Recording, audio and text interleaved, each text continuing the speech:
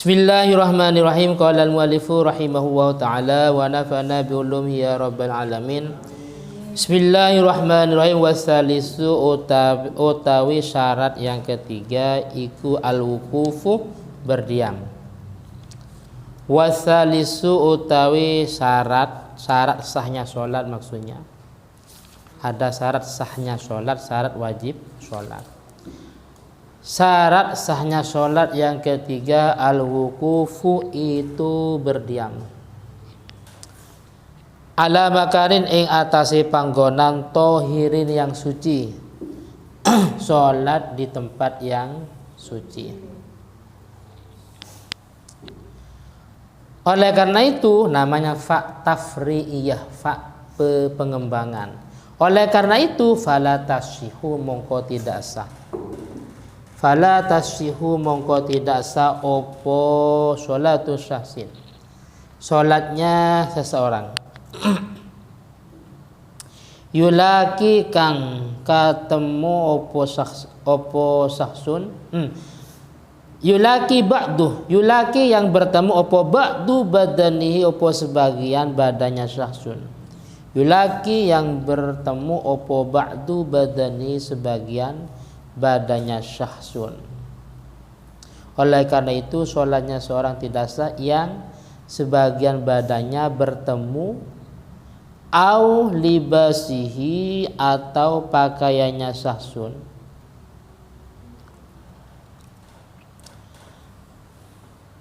Bertemu najasatan ing najis.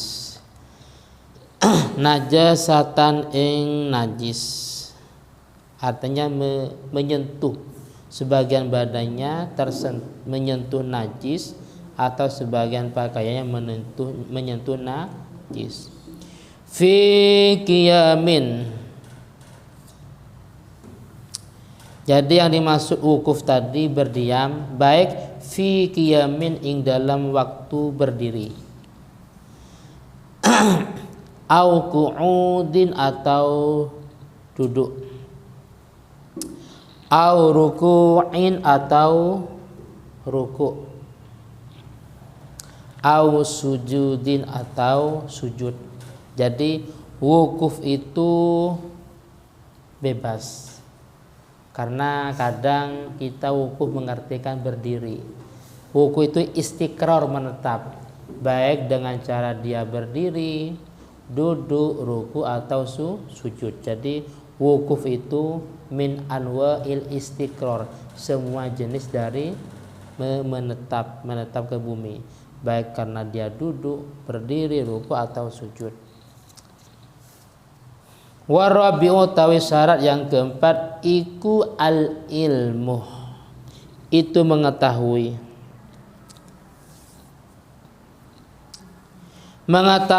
bidukhulil waktu, dengan masuk waktu sholat. Syarat itu. Jadi kalau nggak tahu masuk waktu sholat nggak sah. Mengetahui waktu sholat itu ada kalanya mengetahui dengan sendirinya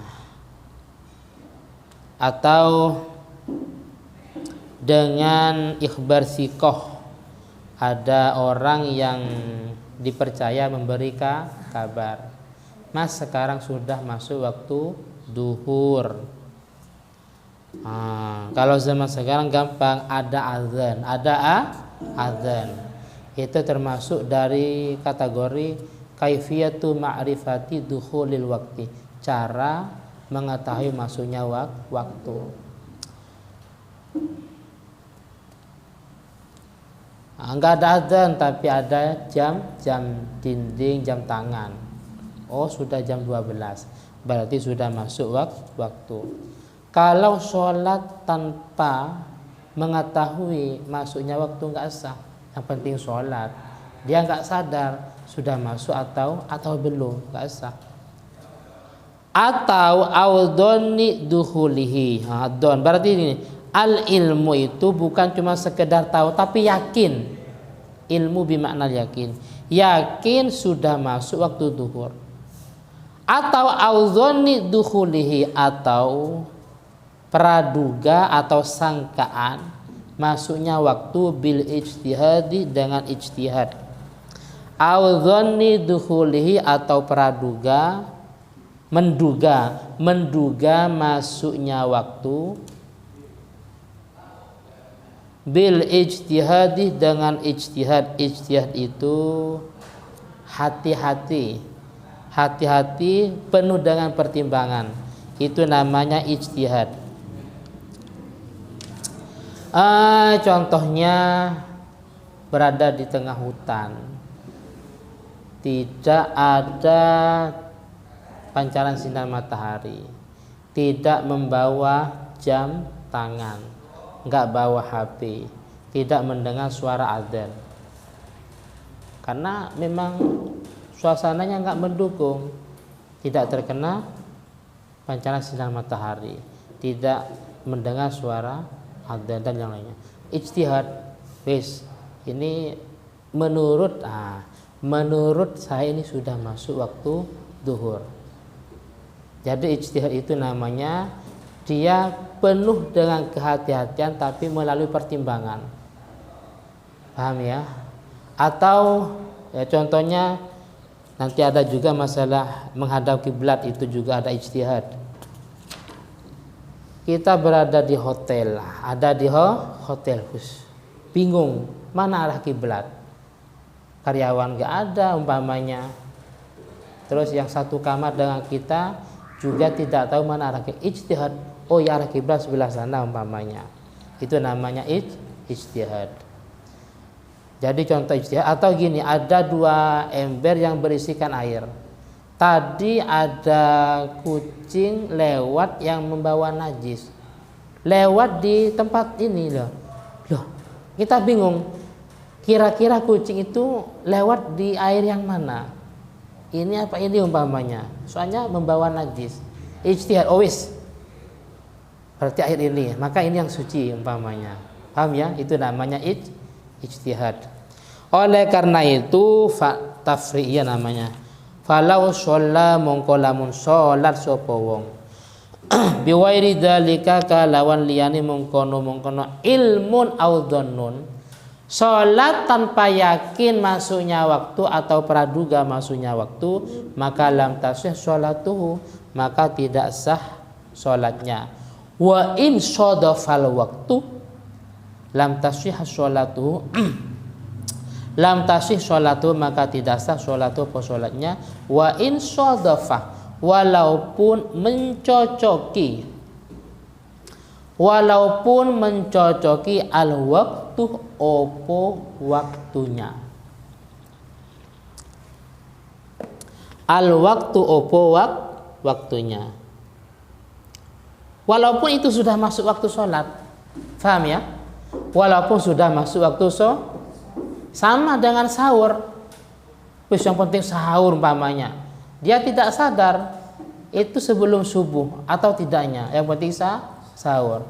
Sahur itu kita harus punya pemahaman masih belum masuk waktu subuh, masih belum terbitnya fajar. Paham ya? Yang penting sahur, walaupun itu kenyataannya masih di malam hari, nggak sah puasanya. Karena sahur itu harus kita minimal punya zon, praduga kuat itu masih malam, baqaul lail, tetapnya malam. Kenapa? Karena gini, al-ibrah fil ibadat, yang dianggap dalam ibadah itu 2, bima fi dzannil mukallaf wa bima fi nafsil amri. Jadi yang dianggap dalam ibadah itu 2. Pertama, dzannil mukallaf, praduganya orang mukallaf, harus punya dzon. Yang kedua, bima fi nafsil amri, kenyataan. Walaupun kenyataan tapi tidak punya dzon, enggak sah. Contohnya tadi, walaupun kenyataannya sudah masuk waktu zuhur, tapi karena dia tidak mempunyai keyakinan, apalagi yakin, dzon tidak ada, yang penting sholat. Maka ketika sholat harus yakin minimal dzon sudah zuhur, sudah masuk waktu zuhur. Paham ya? Jadi al-ibrah fil ibadat bima fi nafsil amri wa bima fi dzannil mukallaf, itu ada dalam Fathul Mu'in juz 2 anak. Sedangkan wa fil muamalat bima fi nafsil amri faqat, dalam kenyataannya. tidak butuh dzon. Apa dzon faqat itu cuma satu wis. Itu tambah saja wis.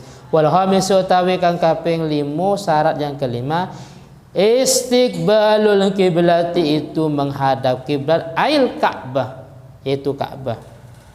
Kiblat itu Ka'bah nasa. Kiblat ail Ka'bah yaitu Ka'bah. Wasumya kang den arani opo Ka'bah kiblatan ing kiblat. Wasumiyat kang den arani opo Ka'bah kiblatan ing kiblat. Lianal musolliya karena sesungguhnya orang yang sholat